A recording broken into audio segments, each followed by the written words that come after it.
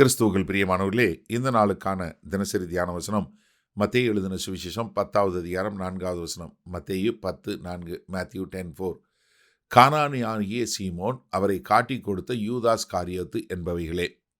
இந்த ரெண்டு பேரும் நம்ம ஒரு ஸ்பெஷல் அட்டென்ஷன் வேணும் இந்த ரெண்டு பேருக்கும். முதல்ல கானானியாகிய சீமோன். இது நிறைய பேர் இந்த தமிழில் பைபிள் வாசிக்கிறவங்க என்ன நினச்சிடறாங்கன்னா, கானான் ஆகியன்னா கானான் ஊரை சேர்ந்தவனாகிய சீமோன் நினச்சிறாங்க. இல்லவே இல்லை. அதாவது ஜெலட் என்று சொல்லக்கூடியது. அதாவது ரோமர்களிடமிருந்து இந்த யூதர்களுக்கு விடுதலை ஆயுதத்தின் மூலமாகத்தான் உண்டாகும் என்று சொல்லி ஒரு போராளிகள் கூட்டம் இருந்தது. அவர்களுக்கு பேர் ஜெலட் என்று சொல்லக்கூடியது. அவர்கள் தான் கானானியர்கள் என்று தமிழில் மொழிபெயர்க்கப்பட்டிருக்கிறாங்க. இவங்க யாருன்னா, ஒரு சின்னதாக ஒரு கத்தி தங்களுக்குள்ளே வச்சுருப்பாங்க. இவங்க என்ன பண்ணுவாங்க, கூட்டத்துக்குள்ளே போய் யாரை இது பண்ணுமோ அவங்கள குத்தி கொலை பண்ணிடுவாங்க. அது இவங்க என்னென்னா, நம்ம ஆயுதம் தாங்கி தான் நமக்கு விடுதலை கிடைக்கும் அப்படின்னு சொல்லக்கூடியதா. அதாவது எப்படி நம்ம அரசாளுகிற இந்த ரோம சாம்ராஜ்யத்தை நம்மளால் எப்படி முடிவுக்கு கொண்டு வர முடியும், நம்ம கைகளில் ஆயுதம் தாங்கி அவர்களை ஆயுதத்தின் மூலமாய் மேற்கொள்ள முடியும் என்று சொல்லக்கூடிய ஒரு காரியம். சரியா? அது சீமோன். இவர் பேர் சீமோன். சீமோன் பேதுரு என்பதை நம்ம பார்க்கிறோம். சரியா? ரெண்டாவது யூதாஸ் காரியோத்து. இவரை எப்போ சொன்னாலுமே வேதவசனம் முழுவதும் எப்பயுமே என்ன குடிக்கும், இயேசு கிறிஸ்துவை காட்டி கொடுத்த யூதாஸ் காரியோத்து. எப்படி காட்டி கொடுத்த யூதாஸ் காரியோத்துன்னு தான் சொல்லுமே ஒழிய அவரை யூதாஸ் காரியோத்துன்னு சொல்லாது. யூதா என்கிற பெயர் வழக்கத்தில் உள்ள பேர். நிறைய பேர் யூதா இருக்குது. நம்ம பைபிள்லே யூதாங்கிற ஒரு நிருபருக்கு யாக்கோபுடைய அப்பா பேர் யூதா தான். இந்த மாதிரி நிறைய பேர் யூதாங்கிற பேர் ரொம்ப வழக்கமான உள்ள பெயர். ஆனால் இங்கே அவர் அடையாளம் காட்டி கொடுக்கும்போது யூதாஸ் காரியோத்து. காரியோத் என்கிற பட்டணத்திலிருந்து வந்த யூதா. அதாவது அவருடைய ஊர் பேர் காரியோத். இப்போ நம்ம வழக்கமாக நீங்கள் பார்த்தீங்கன்னா தமிழ்நாட்டில் சொல்லுவாங்க மதுரை மணி, இல்லை நீங்கள் கோவை இது அப்படின்னு சொல்லக்கூடிய ஒவ்வொரு ஊர் பேரை வச்சு ஒரு பேர் சொல்லுவாங்க இல்லையா. அதே மாதிரி இங்கே இவரை குறித்து சொல்லும்போது என்ன சொல்கிறாங்க, காரியோத் பட்டணத்திலிருந்து வந்த யூதா. ஆனால் அவருக்கு இப்போ அடையாளம் என்ன, அவரோட தொழில் காட்டி கொடுத்தவர் என்று சொல்லக்கூடிய ஒரு காரியம். இப்போ நமக்கு இன்னொரு யோசனையும் வரணும்.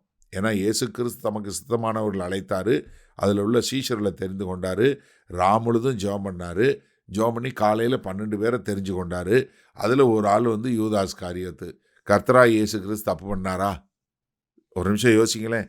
கர்த்தராய் இயேசு கிறிஸ்து தன்னை காட்டி கொடுக்க போகிறவனை அடையாளம் தெரியாமல் எடுத்துக்கொண்டாரா? இல்லையே. அவருக்கு தான் எல்லாம் தெரியுமே. அவர் மனுஷனை குறித்து அவருக்கு சாட்சி சொல்ல வேண்டியதில்லை.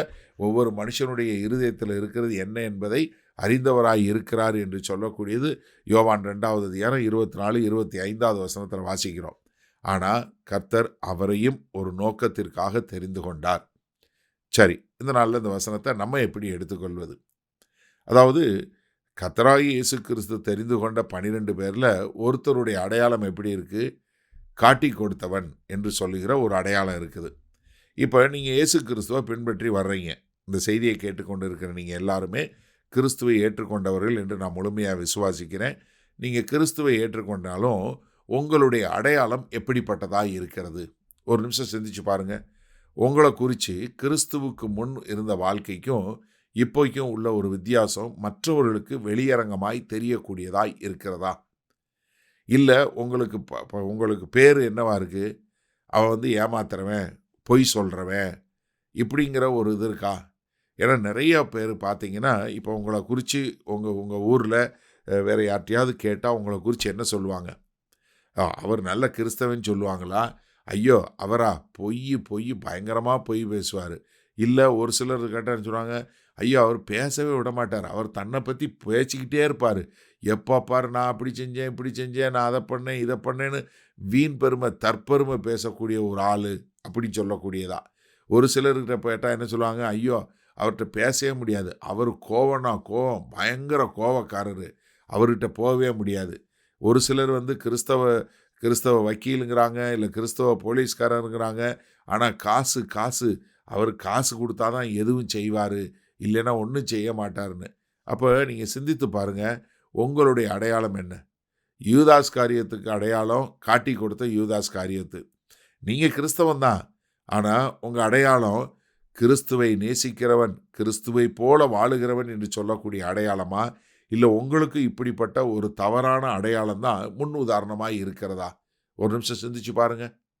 அப்படி இருந்தால் மனம் திரும்பி, இல்லை ஆண்டவரே, எனக்கு அப்படிப்பட்ட ஒரு பட்டப்பெயர் வேண்டாம் என்று சொல்லக்கூடியதா நீங்கள் உங்களுடைய குணாதிசயங்களை மாற்றக்கூடிய ஒரு பரிசுத்த ஆவியானவர் மூலமாய் உங்கள் வாழ்க்கை மாறி வாழ ஒப்பு கொடுப்பீர்களா? வல்ல பிதாவே, இந்த செய்தியை கேட்டுக்கொண்டிருக்கிற ஒவ்வொருவரும் தங்கள் வாழ்க்கை மாற்றப்பட்டு, ஆமாண்டவரே, தங்களுடைய அடையாளம் எந்த விதத்திலும் கிறிஸ்துவுக்கு அவப்பெயர் வந்து விடாதபடி இவர்கள் வாழ எங்கள் தேவன் கிருபையும் இரக்கமும் பாராட்ட வேண்டுமாய் இயேசு கிறிஸ்துவின் மூலம் ஜெபிக்கிறோம் வல்ல பிதாவே, ஆமேன். கர்த்தர் உங்களை ஆசீர்வதிப்பாராக. நாம் இன்று மாலை மணால சந்திப்போம்.